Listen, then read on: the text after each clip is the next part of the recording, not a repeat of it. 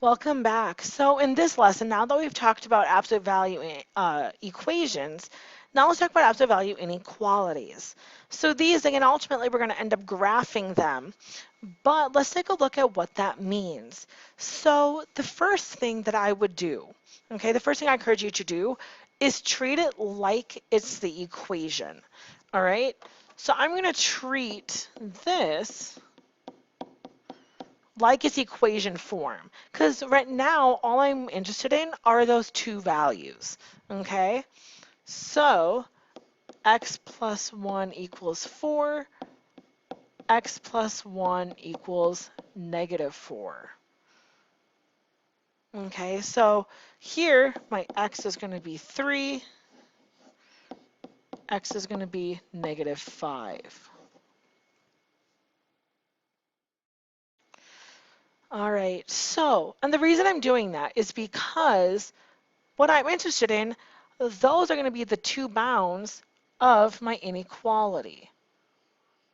So here, negative 5 and 3 are the bounds of this inequality, right? And what that means is now I have to decide where my shading goes with those 2 points.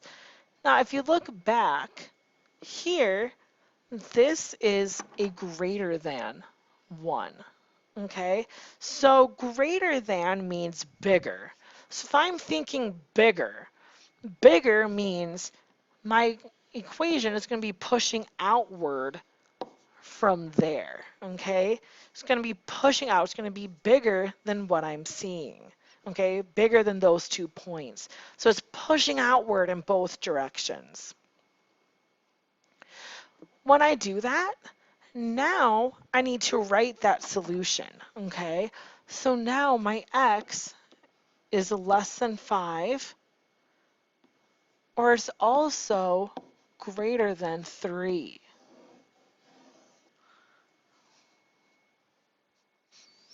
Okay, those are the two pieces of my solution. Okay, so really, it's not much different than what you've been doing, but that additional step of knowing the shading. Let's take a look at another one. So over here, again, I'm first going to treat this as if it were just the equation that you already know how to solve. That's what we did last time. So 2x minus 1 equals 7. 2x minus 1 equals negative 7. 2x equals 8, so x is 4. 2x equals negative 6, so x is negative 3.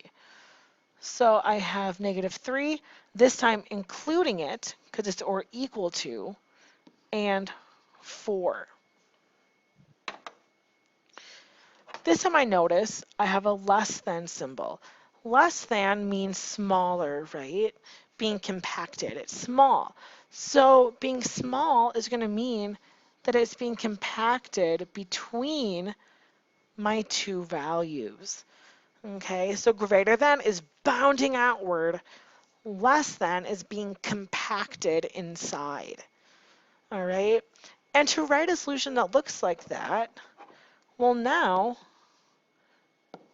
my x is simply trapped in between those two numbers, okay? So I'd actually write it just like that.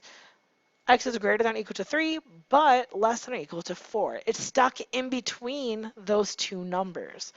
So here, notice I have two separate regions. So I have two separate inequalities. I have one region, so I only have to write one inequality for that second one. So again, I don't think it's too terribly difficult. Again, it just takes the practice of knowing where you're putting your graph, in between or outside. So let's do a couple more just to practice. So here again, I'm first and foremost going to treat this as if it were just the equation, all right? So 2x plus 3 equals 13. 2x plus 3 equals negative 13. subtract 3 and divide by 2, so I get 5. And this is a strictly less than, so I want an open circle. Here, subtract and divide by 2, so I'm also getting -8. And again, I'm using open circles because the original absolute value equation is greater than. Now, to be greater than means bigger, right? So to be bigger means pushing outward. So greater than, I'm pushing out in both directions, getting bigger in both directions. All right? And so if I want to write those solutions, I'm seeing that x is less than -8 or it's greater than 5. Those are the two separate regions that I'm witnessing here, that I'm seeing here.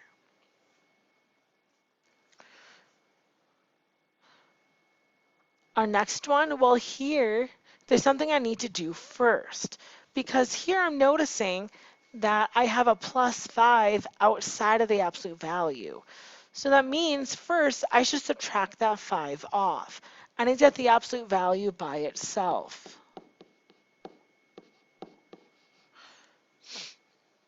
I subtract the 5 over to the other side, and now I'm going to treat this as if it were just the equation. X minus 4 equals 2. All right? So I split it.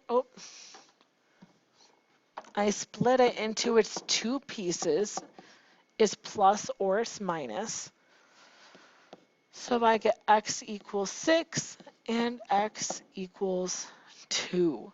Now this is an or equal to one, so that means I'm going to use closed circles. 6 and 2. And I see that it's less than. Less than means compacted. It's going to be stuck between those two values. And if I ultimately want to write this solution, I can do that because my x is simply stuck in between those two numbers. So I can write it in that collapsed form that I've shown you before in the previous inequalities notes.